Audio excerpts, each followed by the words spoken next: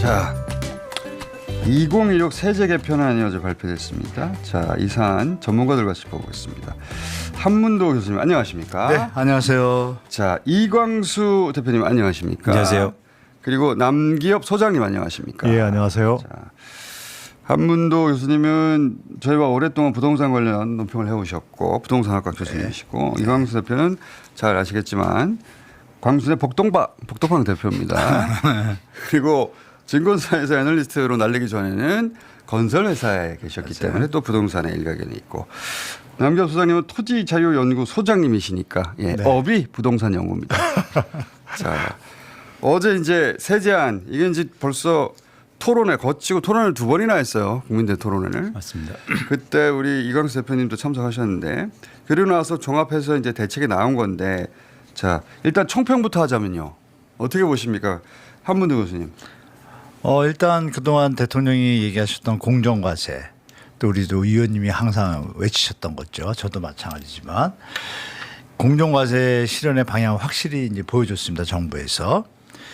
그리고 실거주 중심이라는 어떤 투자에 대한 어떤 경고 기준점이죠. 이런 기준점을 확실하게 세제 개편안에 다 담아냈습니다. 그래서 이게 이제 1가구 1주택이어도 뭐 똘똘한 한 채 하면서 이제 그렇죠. 투자의 목적으로 한 채를 두고 있는 건 본인이 직접 살지 않으면 이제 세제 혜택 주지 않겠다. 살아라. 그렇죠. 그러니까 당신이 살기 위한 집이 아니면 이것은 부동산 투기의 범주에서 해석하겠다. 이렇게 보는 거죠. 그렇습니다. 그래서 오랫동안 한국의 그 부동산 시장에서 1가구 1주택은 선으로 생각했거든요. 그래서 거주하든지 안 하든지 1가구 1주택은 지켜준다. 그런데 그 큰 틀이 이번에 와해된 거죠. 당신이 살기 위한 집이 아니면 그거는 다른 사람의 기회를 뺏는 거야. 이런 생각이 지금 담기는 것 같아요.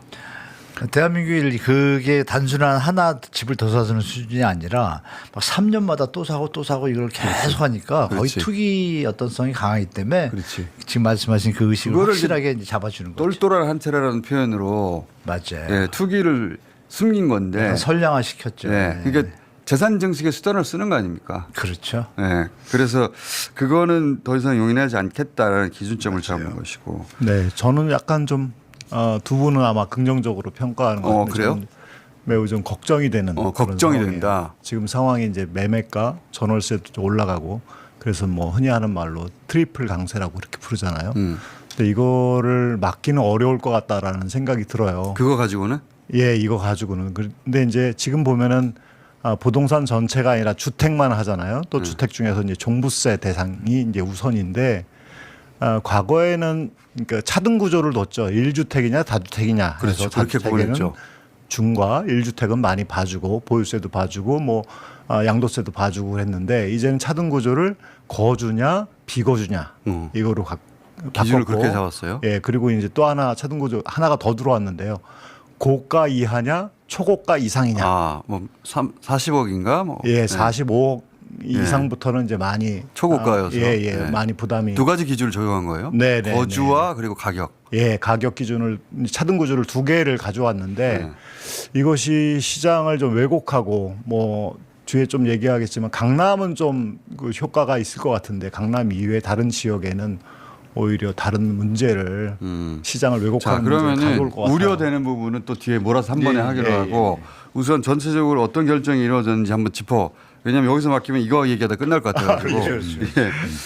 총평이니까. 예, 총평부터 네. 하자면은 우선 공정과세 기조, 실거래 중심 기조 그런 방향성을 결정했다. 맞습니다. 예. 그리고 한문도 교수님은 이 방향성은 긍정적이다 보시는 거네요. 그렇죠. 이 표면에 나타난 내용은 긍정적입니다. 지금 우리 소장님이 말씀하신 부분은 뒤에서 다루겠지만, 뒤에서 다루겠지만. 우리가 좋은 정책이라도 뒤에 일어날 일을 대비해야 되잖아요. 이따 또 말씀 나누죠. 예. 자, 이광수 대표님 보시는 이번에 포인트는 어디십니까?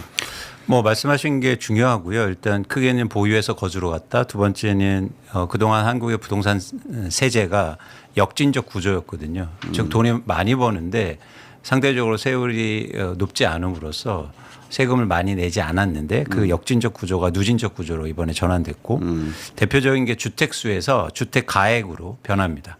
그래서 이 전까지는 1가구 3주택이 30억인데 1가구 1주택이 30억이면 똑같은 30억인데 1가구 1주택 30억의 세금은 거의 안 내요. 그러니까 1가구 1주택이기 예, 때문에. 그런 어떤 불공정성이 있었는데 이번에 공정성이 확립됐다, 공평성이 확립됐다 그러니까 이렇게 보고 있죠. 1가구 1주택인데 심지어는 30보다 더 비쌀 경우도 있죠. 그렇습니다. 예, 50억짜리도 있는데 그렇습니다. 1가구 1주택이어서 감면 받았는데. 그렇죠. 근데 이제 세개인데 이 세개도 물론 투기로 인한 세개일 수 있는데 상속받아서 세개일 수도 있거든요. 맞습니다. 그런데 그런 경우 새 가구란 새 주택이라는 이유만으로 또 과세가 됐으니까 그렇죠. 억울하죠. 그래서 그런 공평적인 가액으로. 예, 변했고 또 하나 이제 강조하고 싶은 게 지난번에도 잠깐 저희가 이제 같이 이야기를 나눴는데 양도세 공제 한도를 뒀어요. 양도세 전 공제. 이거를 평생 한 번 주자고 했잖아요. 과격한 주장인데. 그래서 비판도 많이 받으신 것 그러니까 같아요. 똘똘한 한 채로 투자 못하게 연속 투기 못하도록 한 번만 투자. 근데 이번에 양도세 공제 한도가 들어갔습니다. 아, 네. 횟수가 아니라 한도. 그렇습니다. 아, 그래서 비슷한 맥락이네요. 그렇죠. 그동안 무제한이었어요. 아무리 돈을 많이 벌어도 80% 그냥 10년 지나면 공제해 줬거든요. 그런데 이제 10억까지 제한됩니다. 아, 양도세 총액제네. 네. 그래서 10억 이상이면 이제 정상과세가 들어가요. 그래서 이건 굉장히 진일보한 정책이다. 새로운 정책이다. 그러니까 횟수 제한을 하셨는데 네. 거기까지는 안 갔지만 총액 제한 들어왔다. 그러니까 이게 제가 의도가 있었어요. 과격한 주장을 해야 실제적으로 좀 대통령 여기 내다보셨군요. 반응하셨잖아 그때. 네. 반응했는데 아하. 예, 저는 약간 좀 다른 견해를 갖고 있는데요. 다른 견해, 예. 예, 다른 견해가 아니라 그것도 의미가 있는데 총액 제한을 둔 게 의미가 있는데요. 그거는 초고가에 해당되는 것 같아요. 그러니까 시세 차익이 20억, 최소 20억 이상 나야 그게 이제 공제 한도가 걸리거든요. 아하. 그리고 그러니까 예를 들어 15억에 샀다가 뭐 40억에 팔았다.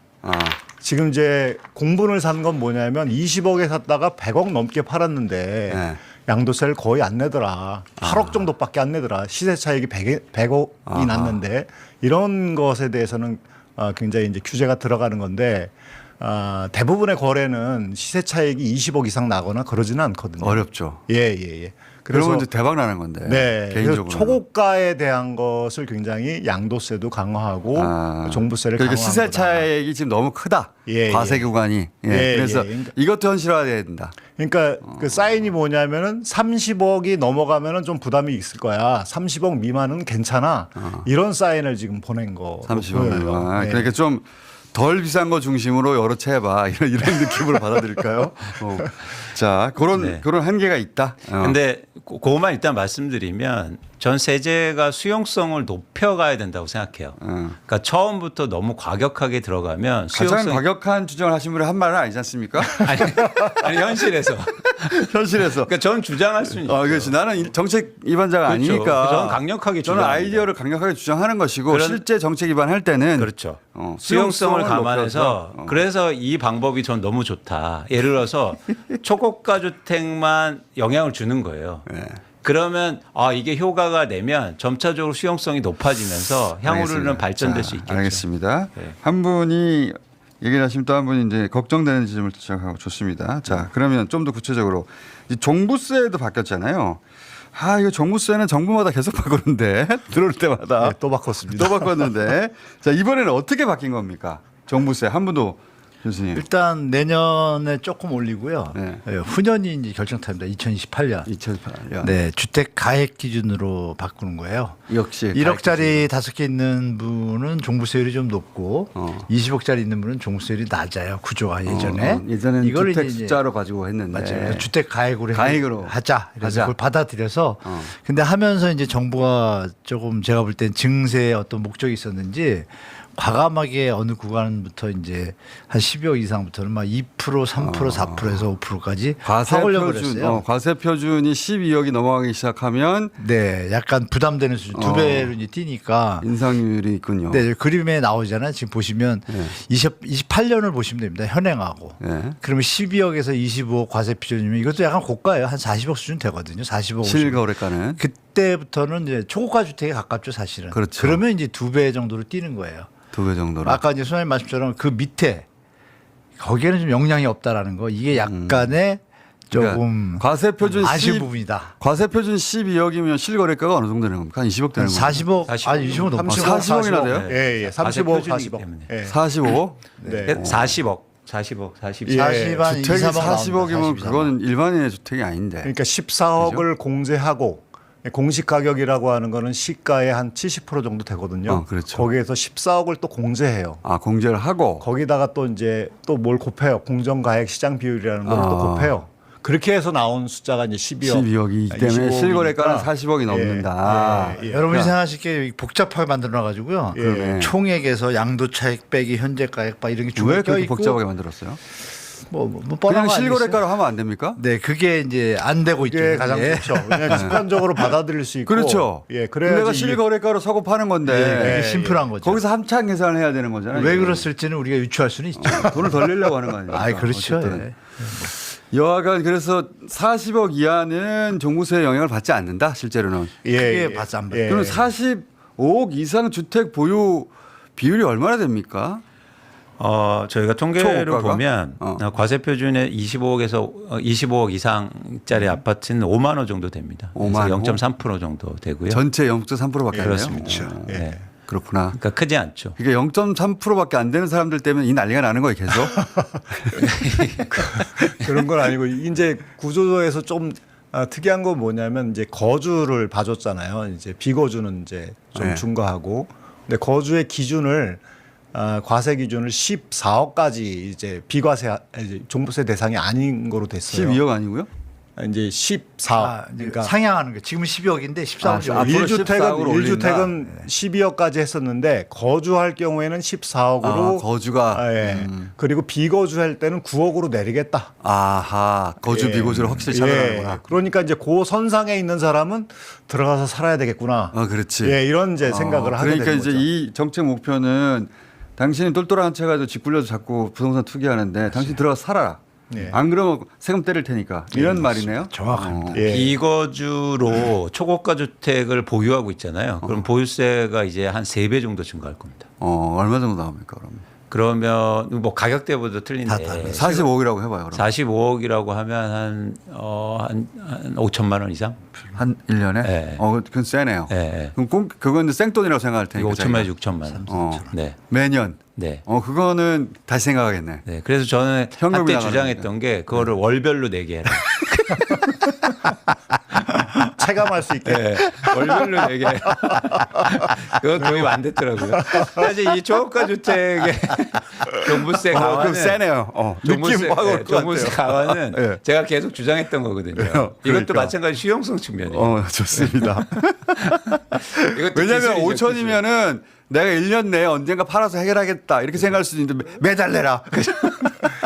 근데 이제 30억 미만의 1주택 거주자의 경우에는 종부세가 조금 떨어져요.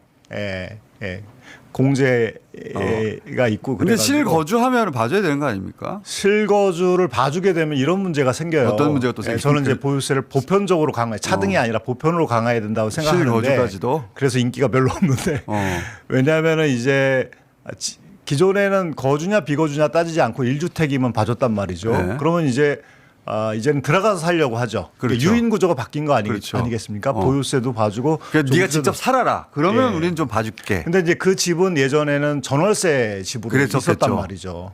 근데 이제 들어가서 살게 되면 이런 임대주택 공급, 민간 임대주택 전월세의 공급이 줄어들 것이다. 예, 전세가 이제 줄어드니까 당연히 전월세 가격이 올라갈 올라가는 것이다. 그런 부작용이 생기죠. 그럼 전세가 올라가면 또 이제 매매가도 집값이 올라갈 것이고. 또 이제 떠받쳐주는 그런 효과도 있고 특히나 이제 30억 미만의 주택의 경우에는 제가 이제 걱정하는 건 뭐냐면 이제 반도체 특수가 있잖아요. 예. 예, 이게 앞으로 한 3년 정도 간다고 지금 이제 다 보도가 그러면 됐는데 이제 지금 상여금으로 막 5, 6억씩 받은 사람들이 지금 대거 등장하는데 그런 사람들이 한 5만에서 10만 원 정도 생긴다고 하고 그러면 여기는 대출 규제나 기준금리 인상이나 이런 거하고 무관하게 들어올 수 있는 거예요. 현금이 왕창생겼으니까. 예. 그리고 수출도 엄청나게 잘 되지 않습니까? 그러니까 앞으로 3년은 내가 이만큼씩 받아가지고 예. 현금이 한 15억 확보될 것이다 생각하는 분들. 예. 그냥 거주하러 들어오는 거죠.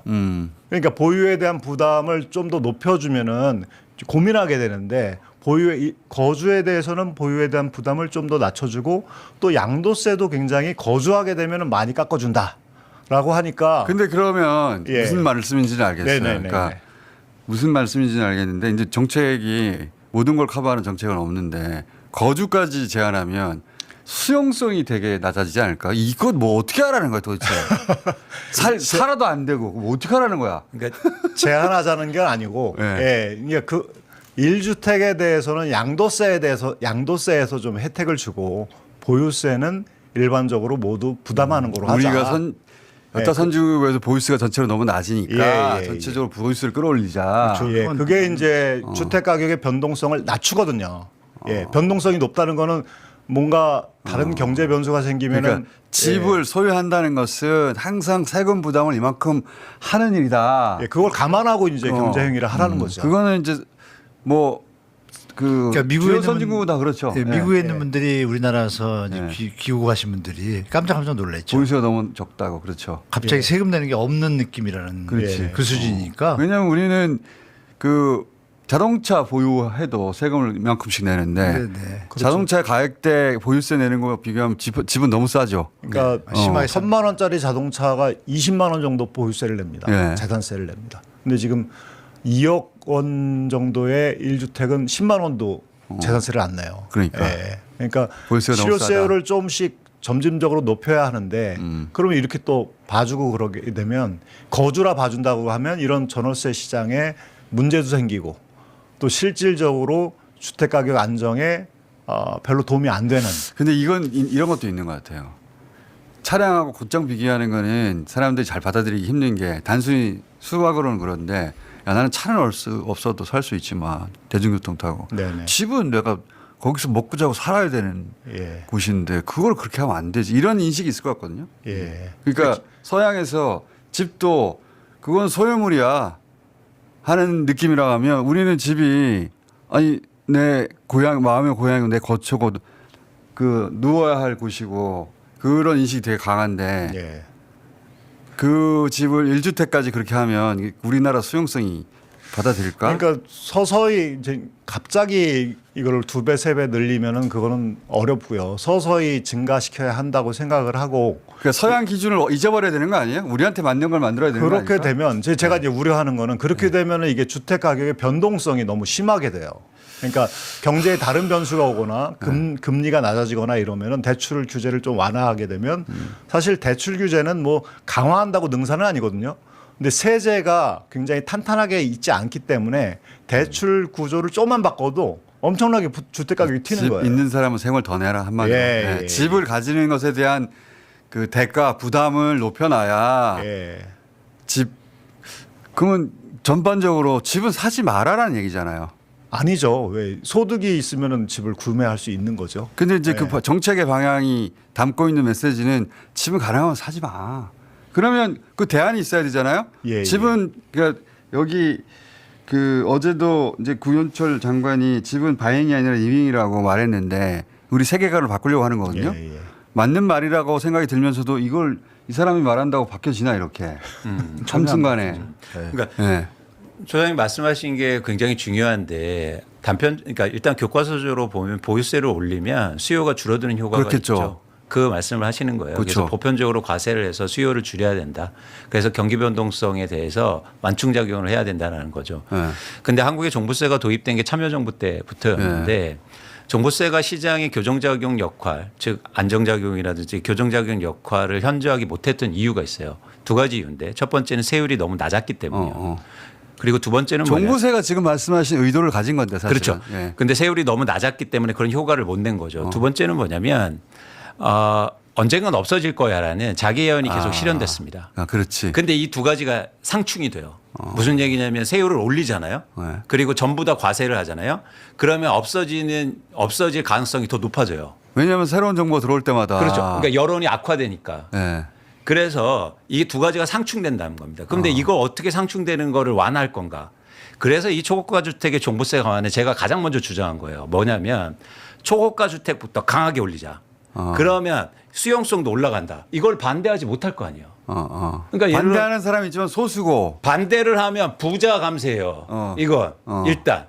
그래서 여기서부터 출발하자는 거예요. 수용성을 높이기 위해서. 네, 그러니까 이 두 가지가 한다면 그러면 이제 초고가 아파트에 대해서 일단 종부세를 훨씬 더 강화하자. 그렇죠. 지금 2배가 아니라 5천만 원이 아니라 3배 올리고 매달 내게 하고. 아니 이거 좀 위험한 생각을 제가 생각해요. 위험하지 않습니다. 아 너무 위험해요. 위험하고 너무 그렇게 하시면 우리 소장님은 부족하다. 아니 좀 오해받으신다고. 우리 이광수 대표님은 의원님이야, 그래 오해받으시- 종부세 세게 올려. 예, 저는 우리 초고가 교수님은 그렇게 하면 안 되고요. 초고가도 시장이라는 게 당연히 강화해야 하는데 아래에 있는 종부세 다른 1주택에 대해서도 서서히 강화하는 거를 냈으면 좋겠다 싶은데 그래야 이제 시장의 교정작용이 어느 정도 되고 우리- 지금 집권 초잖아요. 그러니까 우리 소장님 말씀은 네네. 이런 거예요. 이게 다 집값 변동성이 너무 커서 그러는 예. 거니까 쉽게 집을 사지 않도록 네.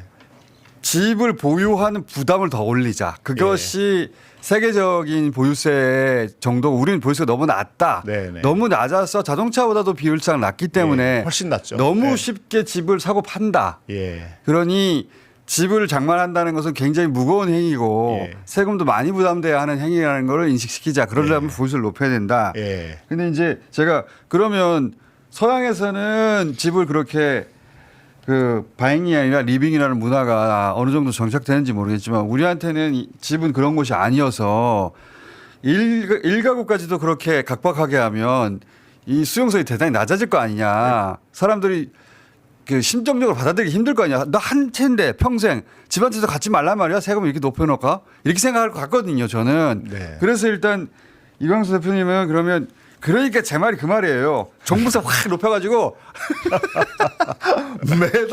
매달 받으시다. 그랬더니 한문대 교수님, 아이 그러지 마시고요. 침착. 자 한문대 교수님은 말씀해 주세요. 이 방안에 대해서. 우리가 이제 이렇게 좋은 뜻인 그러니까 우리가 좋은 뜻으로 하고 좋은 목표를 가지고 가는데 부동산 정책은 항상 어느 정책을 한쪽으로 갔을 때 뒤에 벌어지는 일들에 대한 항상 대비가 있죠. 있어야 돼요. 근데 그 대비가 안 됐을 때에 구멍이 생기거나 미스가 정권이 생기면 넘어갑니다. 그러면 잘못하면. 심하게 얘기하면 그 정도까지 갑니다. 문재인 정부 때 이미 겪어봤고 그리고 양도세 중과 유예 종료 마치고 주택가격 다 내리는 걸로 봤는데 우리 의원님이나 저나 똑같이 6억 대출은 좀 위험하다. 중저가 이거 무조건 집값 오른다고 했단 말이에요. 오르잖아요. 그렇죠. 낮추려고 했는데. 이 전문가 얘기를 들어야 돼요. 아니, 그러니까 결론을 제가 드린 말씀은 뭐냐면 두 분 말씀에 보유세 선진국 수준으로 가는 건 맞아요. 맞는데 방향성 맞고. 현 시점에서 네, 그리고 그건 스텝 종부세 바이로 강화도 맞는데 맞아요. 근데 스텝 어떻게 바이로 스텝 바이 스텝을 합니까? 아니 그러니까 공장장님이 얘기하신 것처럼 네. 스텝 바이로 중장기적으로 우리가 선진국 수준으로 만약 10년 뒤에 맞추자. 이러면 10년에 대한 대비가 되잖아요. 사람들이. 10년. 예, 마음에 여유가 생겨서 그 정권이 10년을 가야지 10년 계획을 아니요. 발표하는데. 이거를 여야가 합해서 법으로 만들면 되지. 여야가 합의가 되나 그러면 이게. 손댈 수가 없잖아요. 이렇게 같이 가야 되는 게 필요하고 중요한 건 이 정책들이 보유세가 나오면 거래세가 나와야 돼요. 같이 취득세 부분이랑 같이 가야 되는데 우리 두 분은 거래세 얘기는 많이는 안 하세요. 하시긴 하시는데 저는 항상 거래세를 5대5로 맞춰줘야 국민들이 교수님은 수용성이 높아져요. 우리 교수님은 거래세를 더 강화해야 된다. 특- 왜 강화가 그렇습니까? 아니라 더 높여야 된다. 완화. 종부세나 완화. 이걸 보유세를 높이면 증세는 되잖아요. 네. 해외는 거래세가 거의 없는 수준이에요. 아 거래는 원활하게 한다. 하는 거죠. 그래서 서민들이 집 살 때 편하게 거래세를 낮추고 보유세를 높이자. 높인 상태죠. 다들 선진국들은 근데 그거에 맞춰서 거래세를 낮춰야 되는 이유는 뭡니까? 거래가 원활하잖아요. 그래야지 이게 그 시장에서 빠르게 돈다. 실제로 다 검증된 겁니다. 선진국들에서 더 된 거래- 거고 마지막에 더 보유세는 중요한 높이고 건 거래세는 뭐냐면 낮추자. 우리가 초점이 자꾸 세금 쪽으로만 가는데 네. 공급에 대한 얘기가 같이 붙어야 돼요. 공급은 좀 이따 하기로 하고 좀 세금 이따 얘기부터 하기로 마무리하자면 이제 같이 가자 거래세, 이거죠. 거래세, 보유세를 높이는 방향성은 오케이. 근데 오케이요, 한문대 예. 교수님은 거래세는 낮추자. 이건 어떻게 생각하세요? 그러니까 거래세는 취득세하고 양도세가 있는데요. 네. 우리나라 GDP 대비해서 거래세 비중이 높은 이유가 있어요. 집값이 비싸고 양도 차익이 크기 때문이에요. 전 세계에서 어떤 나라고 이렇게 수시로 거래하면서 양도 차익을 얻는 나라가 없어요. 똘똘한 이런 한 채가 없구나. 예, 이런 특수한 상황을 감안해야 하기 때문에 일단 저는 보유세부터 올린 다음에 시장이 안정화된 다음에 거래세를 조정해야 된다는 거예요. 순서를. 그렇죠. 그러니까 이걸 같이 조정하는 순간 어떤 신호를 주냐면 아 그래 또 돈 벌라는 거지 이렇게 된다는 거죠. 근본적으로 거래세 비중이 높은 이유는 양도 차익이 크고 누군가 부동산으로 돈을 많이 벌고 전 세계에서 자산 대비해서 부동산 비중이 70%에 80%인 나라가 대한민국 유일합니다. 거래세가 높은 것은 결과다. 그러니까 쉽게 말해서 모수가 큰 거예요. 모수가 크기 때문에 결과가 크게 나오는 거거든요. 그러니까 순서는 근데 제가 얘기하는 거래세는 네. 양도소득세를 얘기하는 게 아니라 양도소득세는 소득세잖아요. 취득세를 얘기하는 거예요. 취득세. 제가 좀 설명을 드리면 자, 설명해 조금 주세요. 차이는 이게 줘야지. 세율 자체는 다른 나라하고 취득세가 비슷해요. 취득세는 네, 세율 자체는 비슷해요. 세율은 근데 비싼데 세수 자체가 많이 거치는 이유가 가격 자체가 일단 비싸요. 우리 이광수 대표님 말처럼 비싸고 자주 거래해요. 자주 한다가 핵심이구나. 예, 자주 거래해요. 그러니까 우리가 잠깐만요. 예. 지금 이 이야기를 듣다 보니 제가 이제 부동산 분야는 제가 평생 집을 한 번밖에 안 사봐가지고 저는 부동산에 관심이 없어가지고 잘 모르는데 듣다 보니 그러니까 거래를 우리가 자주 한다는 게 부동산이 그 재산 축적의 수단이 된다는 거죠. 우리가 굉장히 예, 많이 다른 예. 나라에 비해서 그래서 거래가 자주 있다는 거잖아요. 예, 그러니까 2년만 거주하고 있으면은 그 이상은 또 12억까지는 비과세거든요. 그게 그걸 이용해서 계속해서 이런 거래를 하는 거예요. 식의 저는 그렇게 해본 적이 없는데 이런 식의 인식이 있는 것 같아요. 그러니까 대체적으로 아파트를 작은 평수로 사가지고 계속 더 큰 평수로 점프해 가며 맞아요. 양도세 비과세 2, 3년 사이에 잡은. 계속 점프해 가서 불려가는 것이 제대로 된 재테크고 그거 예. 못하면 바보야. 예. 이런 인식이 있는 거죠. 예. 네네. 그러다 보니까 거주 기간은 정확해요. 짧고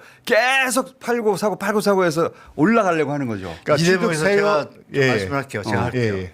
중요한 게 뭐냐면 우리 위원님 말씀하신 게 정확해요. 양도소득세 차익이 너무 크니까 이게 피해를 주잖아요. 그러니까 이게 소득세잖아요. 그러니까 우리나라는 왜 이렇게 됐냐면 정확한 게 이거예요. 예외 조항이 많아요. 감면 조항이.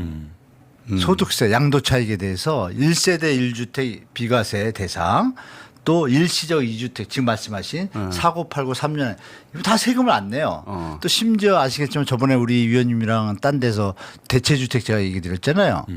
이주비를 받아서 딴 집을 사도 또 그 세금을 안 내요. 이런 조항들이 문제인 거지. 예외 조항을 잘 아는 전문가들이 그걸 이용해서 돈을 버는구나 해서.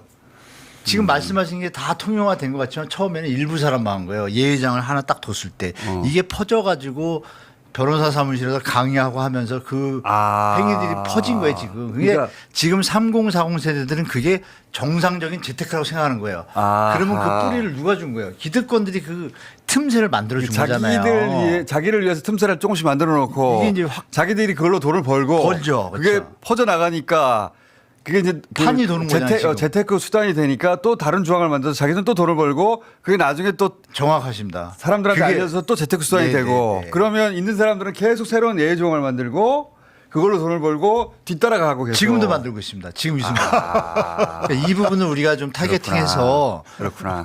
좀 정확하게 이 부분들을 우리 뭐 소장님이랑 같이 그 공격이라고 하지만 잡아내고 막아야 돼요. 막아야 되는데 자꾸 거시적인 보유세 이쪽으로 가는 건 옳은 일이에요. 옳은 일인데 중장기 계획을 여기에 두고 독배가 있는데 독배를 계속 끌고 다니면 이 효과가 없어져요. 이 독을 없애야 되잖아요. 그 얘기를 좀 꼭 드리고 싶어요. 배를 끌고 다닌다는 표현에 처음 들어봤는데 왜냐하면 예외 조항이 계속 따라다니니까 이거 암만 대책이 독소 나와도 조항을 계속 달고 다닌다 이거 끊어버려야 된다. 아니 예외 조항이 있으니까 다 피해 가잖아요. 예외 조항 없애기. 이게 우선이 없애고. 안 되고서 무슨 세금을 백날 바꾸면 무슨 효과가 있어요. 구조를 바꾸는 게 되게 중요하거든요. 그래서 저는 이제 보유세를 점진적으로 강화하고 취득세는 당장 그 하락 세율 자체를 낮출 필요는 없고 어느 정도 지나면 낮추고 그다음에 양도소득세가 있지 않습니까?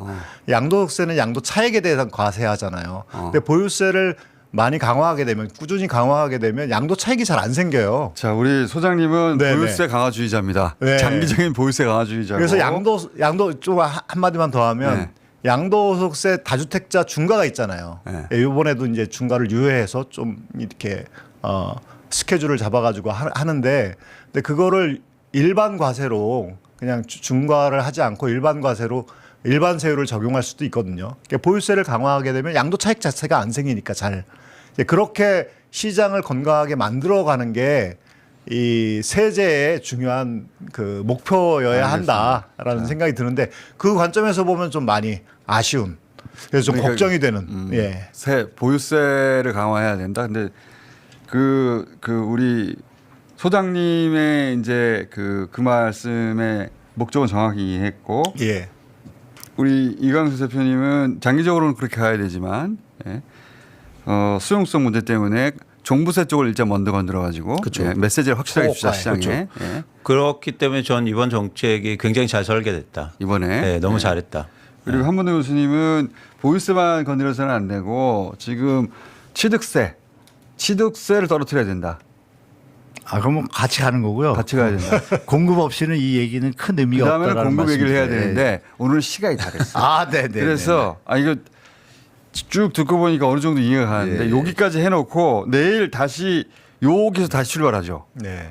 그래서 공급 얘기도 왜냐하면 부동산은 되게 어려운 주제여가지고 맞습니다. 이해도 엇갈리고 한 번에 전문가들한테 종합적인 견해를 듣기가 어려워요. 그리고 저희가 뭘 논의하냐면 네. 공영님 이 비판이 엄청나게 쏟아지고 있을 거예요. 이제 국힘부터 출발해서 뭐 보수 언론도 근데 뭐가 맞는지 모른단 말이에요, 사람들이. 그럴 때. 그렇죠. 그 비판들을 오목조목 저희가 다시 비판하고 그러니까 정답이 뭔지를 이 찾아내야 비판은 된다. 잘못된 것이고 그렇죠.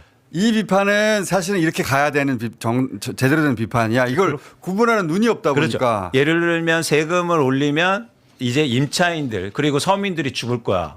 임대율이 올라서 이런 비판들이거든요. 그럼 좋아요. 네. 내일은 첫째 공급에 대한 얘기하고 두 번째 지금 이제 세 분이 비판도 하긴 했는데 그런데 이제 그 보수나 그렇죠. 업계에서 하는 그렇죠. 비판이 여기 섞여 들어가가지고 그렇죠. 구분이 안 되거든요. 그렇죠. 이거를 구분하는 작업을 내일 네, 해보죠. 정리해 주는 작업이 필요할 것 같아요. 이 비판은 예. 이거는 사짜입니다. 네. 이거는 장사꾼들이 하는 얘기예요. 네. 이걸 구분해 주세요. 그러니까 저희 세 명은 부동산 가격이 오르거나 떨어지나 이해관계가 없거든요. 근데 모든 언론들에서 인터뷰하는 사람들은 다 이해관계가 있어요. 그렇지. 건설업자들, 부동산이 그리고 올라야 되는 중개업자들. 사람들. 그렇죠. 네, 네. 계속 올라줘야 돼요. 그런 얘기 왜 그런 사람들한테 마이크를 대냐고. 그런 사람들이 오히려 인터뷰 해달라고 문자 보내고 그래요. 저희는 너무 도도하게 굴고. 아니 이거는 범죄를 저지른 사람한테 형량에 대해서 묻는 거잖아. 형량을 줄여야죠. 이렇게 말하지 당연히 그러면. 예. 자 그래서 저희가 내일은 공급과 그리고 정당한 비판과 사짜 비판을 구분하는 시간을 가져보도록 하겠습니다. 그래서 내일 끝나면 내일 끝나고 내일 안 끝나면 또 하도록 하겠습니다. 네, 네. 자 그래서 오늘로서 요것은 그러면 복도기가 출발하는 걸로 하겠습니다. 복도기 다 세자여야 돼가지고 부동산이 내자네. 복도기로 하겠습니다. 복도기 제1회로 하고 내일 또 이어가도록 하겠습니다. 감사합니다. 고맙습니다. 고맙습니다.